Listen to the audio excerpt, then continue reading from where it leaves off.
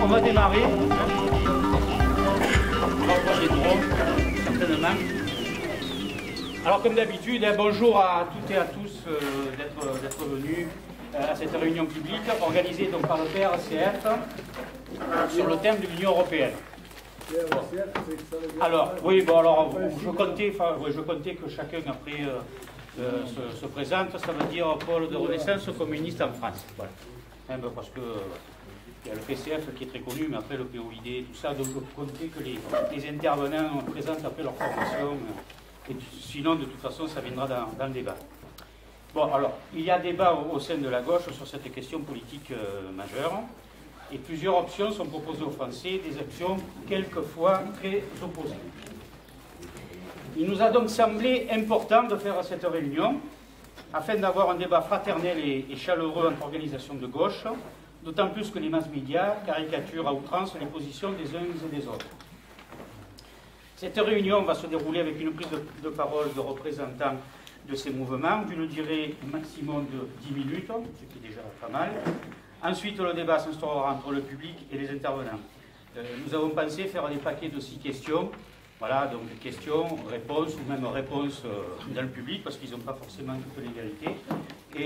Et puis on recommencera notre paquet de questions si nécessaire, ainsi de suite.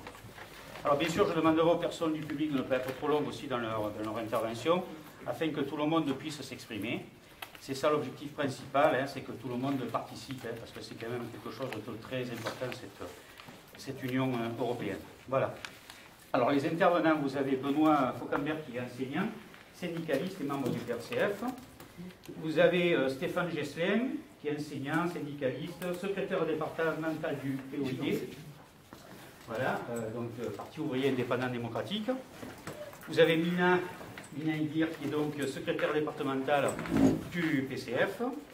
Gilbert Guédon, qui est militant d'Attaque. Jackie Omer, syndicaliste et responsable du Front syndical de classe. Et Franck Chardini, qui représentera la France Insoumise. Voilà. Je lance le débat, et donc on commencera par Benoît, donc du PRCF.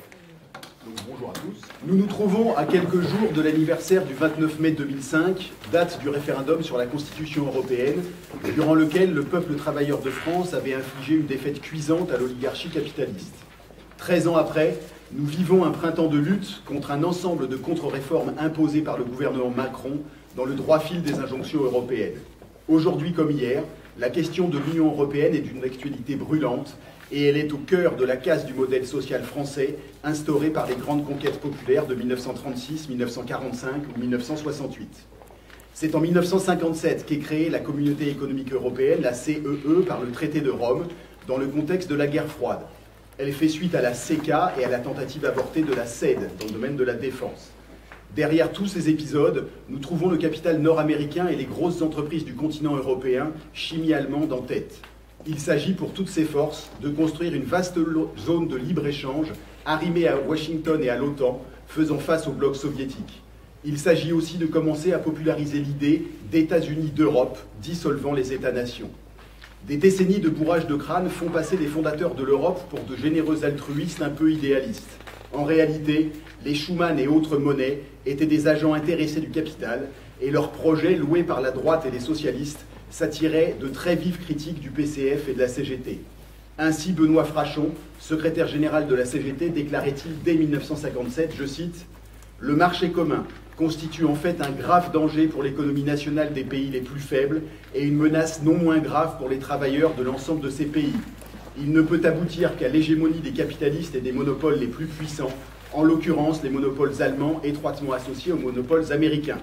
Aucune divination ici, seulement la stricte analyse de classe de ce qu'était la construction européenne, nous allons le voir. » La CEE s'est ensuite peu à peu élargie et approfondie avec le vote du marché unique européen en 1986, soutenu par le Front National, qui instaure la déconstruction du marché national et du service public.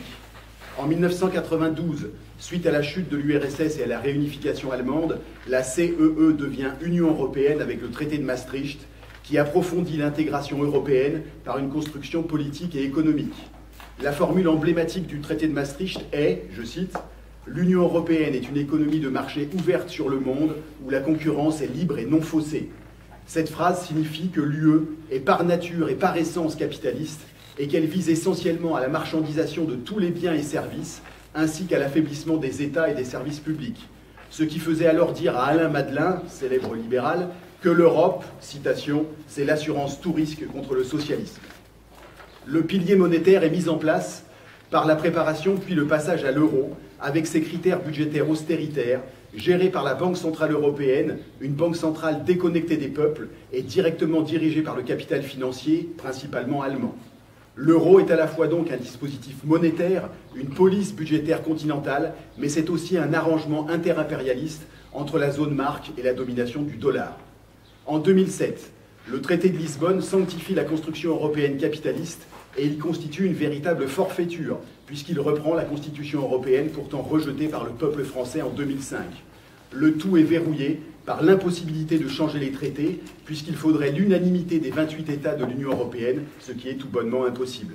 Enfin, en 2012, est adopté le pacte budgétaire européen et son mécanisme de convergence des politiques économiques et monétaires de la zone euro.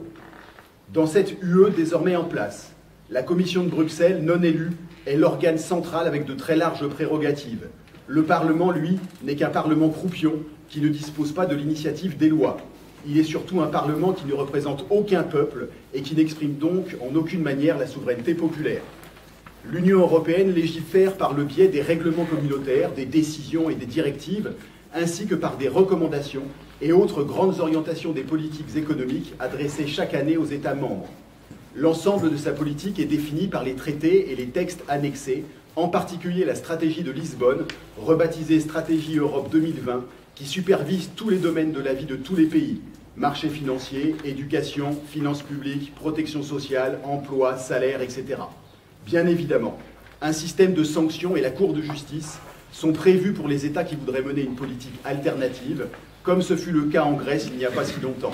Car en vertu des traités, la Commission peut notamment infliger à un pays une amende allant jusqu'à représenter plusieurs points de PIB en cas de non-suivi de ses recommandations. Ce qu'il faut donc bien saisir, c'est que les traités supranationaux sont de nature totalitaire. En effet, ils ne fixent pas de manière neutre, technique, le fonctionnement des institutions européennes en laissant au peuple le soin de décider des orientations politiques.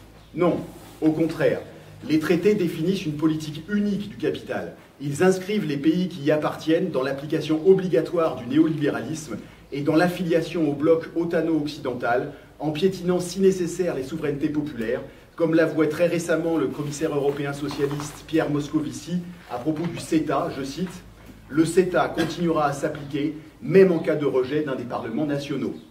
Comme le dévoilait aussi sans fausse pudeur Jean-Claude Juncker, président de la Commission européenne et grand ami de l'évasion fiscale des multinationales à propos de la Grèce, je cite encore, cette phrase vaut son pesant d'or, « Il ne peut y avoir de choix démocratique hors des traités européens ». Dans la réalité des textes et des politiques menées, nous assistons donc à une planification et une imposition européenne des régressions sociales, déclinées nationalement avec la complicité des gouvernements en fonction du degré de résistance des peuples. Nous pourrions développer l'exemple de l'austérité budgétaire, de l'agriculture, de la sécu, des retraites, des mutuelles, des services publics, de l'assurance chômage, de l'éducation, de l'architecture institutionnelle de ce qu'ils appellent les territoires, des salaires, etc. Nous nous en tiendrons rapidement à deux sujets d'actualité, les délocalisations d'un côté et évidemment la SNCF de l'autre. Concernant les délocalisations, l'Union européenne impose le droit pour une entreprise de s'installer n'importe où en Europe, ainsi que la circulation illimitée des travailleurs, des marchandises et des services. De l'autre côté, elle interdit l'harmonisation sociale, organisant une véritable tenaille antisociale et une gigantesque course au dumping fiscal et social via la possibilité pour toute grande firme de se domicilier là où la fiscalité est la plus basse, d'exploiter la main-d'œuvre là où les salaires sont les plus bas et de faire appel à des sous-traitants là où le droit du travail et le droit social sont les plus faibles. Quant au transport ferroviaire, la matrice européenne est tout aussi claire, avec l'utilisation de paquets ferroviaires depuis 2001, incluant des directives contraignantes pour les États membres. Après les 3 premiers paquets ouvrant à la concurrence le fret et le transport international des voyageurs, le 4e paquet ferroviaire, adopté en 2016, entend achever l'ouverture totale à la concurrence du rail dans l'Union européenne d'ici 2019, ce qui explique la précipitation du gouvernement dans son projet de casse de la SNCF et du statut des cheminots. Souvenons-nous des exemples de France Télécom, La Poste ou Air France.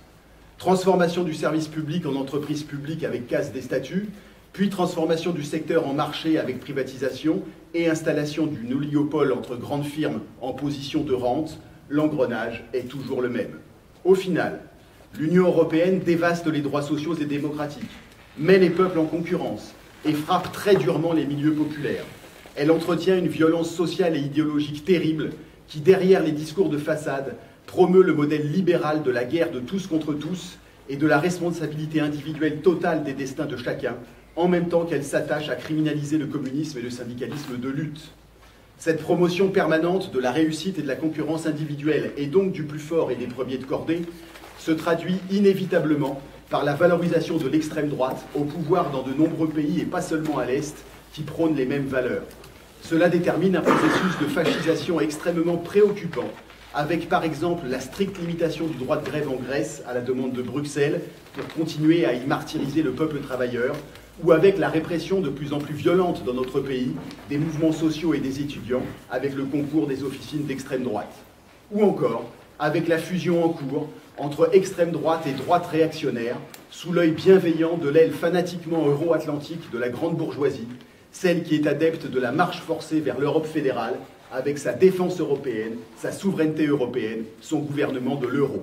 Alors, face à cette Union européenne, quelle solution pour les travailleurs et pour les peuples ? Certains militent pour une réorientation progressiste de l'Europe, font campagne sur le thème de l'Europe sociale, voire sur l'internationalisme qui serait inhérent à l'Union européenne. L'Union européenne a d'ailleurs elle-même mis en place des organisations chargées de promouvoir l'Europe sociale, à l'image de la Confédération européenne des syndicats au niveau syndical, et je pense que mon camarade Jacques Omer en dira un mot tout à l'heure. Rappelons d'abord que l'UE supranationale n'a rien à voir de près ou de loin avec l'internationalisme. Le supranationalisme, c'est justement la dissolution des souverainetés et la négation des peuples et des nations, alors que l'internationalisme est au contraire la libre association et la libre coopération entre peuples souverains.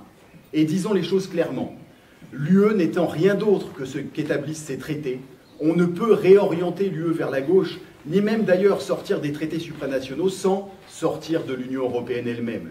L'Union européenne n'est ni amendable ni réorientable. Elle est l'outil construit par les puissances capitalistes pour mener leur politique antisociale, antidémocratique et impérialiste à l'échelle continentale.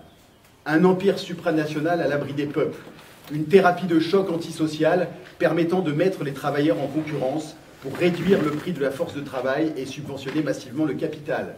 Des États balkanisés et des euro-régions, une politique impérialiste appuyée sur l'OTAN et sur l'augmentation des dépenses militaires offensives, une criminalisation du communisme et du syndicalisme de lutte, voilà la feuille de route européenne du capital et voilà l'essence de l'Union européenne. Pas plus qu'un tigre ne saurait devenir végétarien ou l'OTAN un champion de la paix, l'Union européenne, ne peut devenir sociale. Toute politique favorable aux intérêts populaires suppose ipso facto la sortie de l'UE et de l'euro, sans même parler de l'OTAN. C'est pourquoi, pour le PRCF, il n'y a qu'une alternative que nous résumons par en sortir pour dessiner une perspective populaire de changement de société ou y rester pour mourir noyé dans les eaux glacées du calcul égoïste. Pour en sortir et s'en sortir, nous proposons donc la démarche de constitution d'un front de résistance antifasciste, patriotique, pacifique, populaire et écologiste, ça fait frappe, associant les couches moyennes au monde du travail pour isoler l'oligarchie capitaliste. Ce regroupement à vocation majoritaire viserait clairement un Frexit progressiste, antifasciste et internationaliste, une sortie par la gauche de l'UE, euro, OTAN, pour mettre le monde du travail au centre de la vie nationale, comme y invitait le Conseil national de la résistance dans son programme, tout en déployant des coopérations transcontinentales tous azimuts. Et chemin faisant, de rouvrir concrètement dans le droit fil du Rassemblement populaire majoritaire la voie du socialisme pour notre pays. Ainsi, et j'en finirai là, alors que les couches moyennes rejettent largement l'UE en France et dans la plupart des pays européens, les couches populaires, le PRCF propose donc d'agir concrètement pour qu'émerge en France et en Europe un pôle progressiste 100% opposé à l'Union européenne fascisante et belliciste, 100% opposé à l'impérialisme et à l'oligarchie capitaliste. Merci de votre attention.